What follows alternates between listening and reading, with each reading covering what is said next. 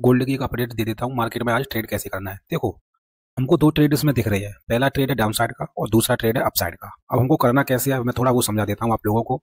और थोड़ा देखो, मैंने 2-3 दिन से आपको अपडेट नहीं दे पाई है, मैं कहीं बाहर था, ठीक है, तो इसलिए मैं मार्केट को देखे भी नहीं रहा था, बहुत कम देख रहा था। और अब मैं आपको बता देता हूँ कि दो ट्रेड आपको करने कैसे हैं। तो देखो, पहला ट्रेड हम बाई साइड करेंगे, वो कैसे करना है। देखो, अगर मार्केट इधर आएगी 3849.91 ये वाला लेवल है, तो यहाँ पे बाइंग क्वांटिटी कुछ उठानी है स्मॉल, दूसरी इधर लेनी है स्मॉल क्वांटिटी, ठीक है। 3847.37 ऐसा इसके नीचे रहेगा अपना।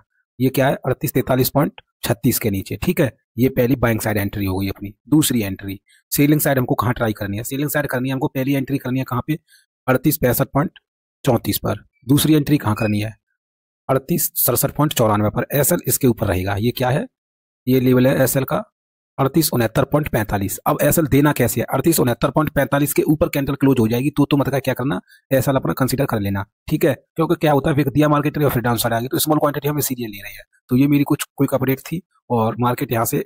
और अगर हाँ, इसके बाद भी बता देता हूँ, अगर इसके बाद कैंडल क्लोज करके मार्केट अपसाइड क्लोजिंग दे गई, इसके ऊपर 3869.45 के ऊपर कैंडल क्लोजिंग कर गई, तो फिर ये समझ लेना मार्केट बुलिश हो जाएगी अच्छी। फिर मार्केट में पूरा मूवमेंट अपसाइड आ जाएगा। तो फिर इसी के ऊपर एक अपसाइड की एंट्री बना लेना, ऐसा इसके नीचे रखा लेना जो अपना ये वाला लेवल है 3865.41 ये वाला लेवल है। और अगर मार्केट इसके नीचे निकल गई, ये क्या लेवल है 3843.36, इसके नीचे कैंडल क्लोजिंग कर दी 5 मिनट की, तो फिर मार्केट में अच्छी खासी सेलिंग आ जाएगी। फिर ठीक है, मार्केट फिर सेलिंग साइड रह जाएगी अच्छी खासी। तो ये कुछ अपडेट थी मेरी। और इसको भी तो अगर ट्रेड करना चाहो डाउन साइड का, तो यहाँ पे एंट्री बना लेना और इसके ऊपर ऐसा रख लेना, ठीक है। तो चलिए, ये अपडेट थी मेरी, आगे कुछ होगा वो मैं आपको बता दूंगा। मॉर्निंग में मैंने बताया था गोल्ड के दो ट्रेड करने हैं। पहला बताया था एक अपसाइड का और दूसरा बताया था मैंने एक यहाँ से डाउन साइड का। तो देखो, मैंने क्या बताया था मॉर्निंग के ट्रेड में कि स्मॉल क्वांटिटी यहाँ लेनी है, उसके बाद स्मॉल क्वांटिटी यहाँ लेनी है, ठीक है। तो देखो, मार्केट में मोमेंटम भी हुआ था अपनी तरफ। अगर देखो इस जगह से देखेंगे तो हुआ था करीब करीब 100 पिप्स के करीब, और अगर यहाँ अपनी क्वांटिटी लग गई होगी तो ये हो गया 120 पिप्स के करीब, ठीक है।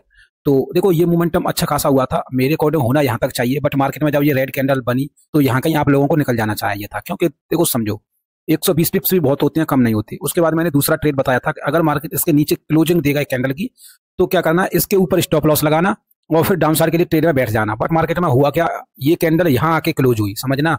उसके बाद ये कैंडल अगर यहाँ क्लोज हो जाती, फिर एक ग्रीन कैंडल बनती, यहाँ कहीं आता मार्केट, तो हमको देखो एसएल में अच्छा वो मिलता ऐसा लगाने के लिए। और यहाँ से अगर तुम यहाँ के लिए ऐसा लगाओगे तो 80 पिप्स हो रहे हैं, तो 80 पिप्स का एसएल का कोई मतलब नहीं बनता है। तो मार्केट में ये कैंडल बना, ये बना, और यहाँ से अच्छा अपना लेवल से सपोर्ट लेके मार्केट अप साइड के लिए निकल गया और ये इसी लेवल पर आ गया। ग्रीन कैंडल अच्छा क्लोज हुआ। अगर चाहते तो आप दोबारा से एंट्री कर सकते थे, बट मैं बाद में प्रेफर नहीं करता हूँ कि आपने एंट्री की होगी या नहीं की होगी, मतलब नहीं है उसका कोई।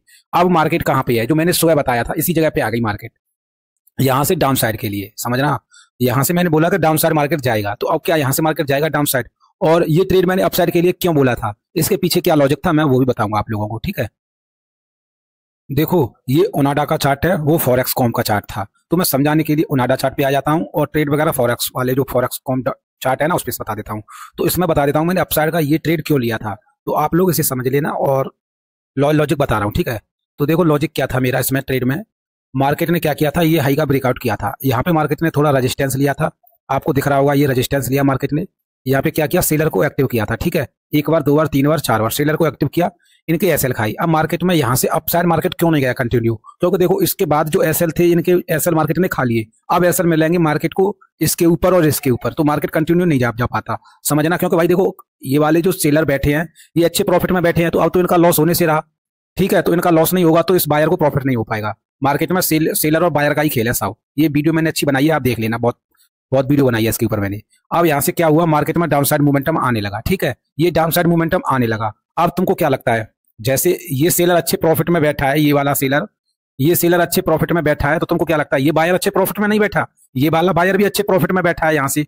तो अब मार्केट में क्या होगा, देखो इस ये वाला एक लो था, इसका अगर ब्रेक डाउन होगा तो कौन आएंगे, सेलर ही आएंगे, क्योंकि मार्केट में अच्छी सेलिंग आई। और ये वाला ब्रेक डाउन हुआ इस लेवल का, तो मार्केट में कौन आएंगे, सेलर आएंगे। अब मार्केट डायरेक्ट डाउन साइड क्यों नहीं कर सकता, क्योंकि देखो ये डायरेक्ट इसलिए नहीं कर सकता, जो इधर से बाई करके बैठा है वो अच्छे प्रॉफिट में बैठा है।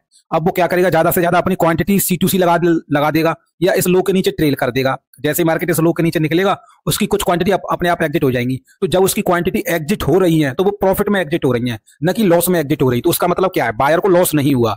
जब बायर को लॉस नहीं हुआ तो क्या होगा, सेलर पैसा नहीं कमा पाएगा, मार्केट में कोई लॉस करता है तो कोई प्रॉफिट करता है। तो इसकी क्वांटिटी जब प्रॉफिट में क्लोज हो रही है तो ये वाला सेलर है वो ये प्रॉफिट नहीं कमा पाएगा, ठीक है। तो इसके नीचे जब मार्केट निकला तो हमको क्लियर पता था यहाँ से अपसाइड जाएगा। हम देखो बायर सेलर पे मैं ट्रेड करता हूँ तो मुझे ये क्लियर रहता है। इसके नीचे सेलर आई और मार्केट में यहाँ कहीं अपनी एंट्री हुई थी और ये 100 पिप्स के करीब हमको अच्छे मिल गए थे। तो ये था अपसाइड के ट्रेड का लॉजिक, ठीक है। अब ये चल रहा है डाउन साइड। अब डाउन साइड ट्रेड है अपना। अब इसका लॉजिक मैं जब बताऊंगा थोड़ा मार्केट चल जाए डाउन साइड, फिर मैं बता दूंगा कि ये डाउन साइड क्यों ही आएगा, ठीक है। तो आगे की जो भी अपडेट रहेगी मैं वो बता दूंगा आप लोगों को। अगर ये डाउन साइड वाला ट्रेड भी अगर हम देखेंगे तो इसमें भी करीब करीब आपको दिख सकते हैं। देखो यहाँ से देखोगे तो ये 80 पिप्स के करीब इसमें भी अच्छे से मिले आपको, ठीक है। अब इसका लॉजिक क्या है डाउन साइड का, मैं थोड़ा आपको वो समझा देता हूँ। देखो मैं ओनिडा चार्ट पे चलता हूँ, इस पे देखो यहाँ समझो। जैसे कि देखो मैंने ये चीज यहाँ बताई थी आप लोगों को कि यहाँ से मार्केट रेजिस्टेंस लिया, अपसाइड गया। अब अपसाइड डायरेक्ट किसी के एसएल नहीं मिलेंगे तो मार्केट डाउन साइड आ गया। ऐसे ही देखो यहाँ से समझो आप, इसका ब्रेकआउट हुआ मार्केट में, इसके एसएल गई। अब मार्केट में डायरेक्ट अपसाइड किसी के एसएल नहीं मिलेंगे, ठीक है। मार्केट ने थोड़ा इधर साइडवेज किया, फिर एक बार अपसाइड गया और फिर मार्केट डाउन साइड आ गया। अब किसी का अपसाइड एसएल ही नहीं है, ये इधर किसी ने एंट्री की होगी, इनको एक बार C2C फिर से निकाल दिया मार्केट ने, है ना।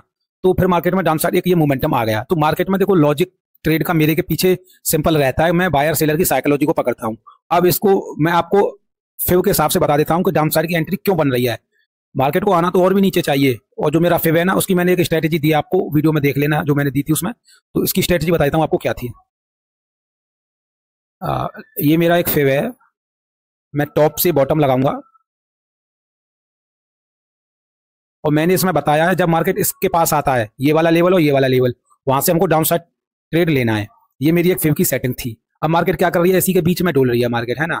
ये देखेंगे लेवल, तो यहाँ से एक एंट्री पॉइंट बन रहा था अपना इसके बीच से। तो ये मेरी फेव की सेटिंग थी, ये मैंने बता दिया था। ये 0.5 0.55 0.618 लेवल है ये अपने दो। तो ये एंट्री का बहुत अच्छा है। इसको आप बैक टेस्ट भी करोगे ना तो भी इसका बहुत अच्छा रिजल्ट है। आप कहीं से भी देखो बैक टेस्ट कर सकते हो इसको, पर आपको एक वैलिड स्विंग पकड़ना है। जैसे देखो मार्केट में ये डाउन साइड मोमेंटम हुआ, ये अपसाइड मोमेंटम हुआ, ठीक है।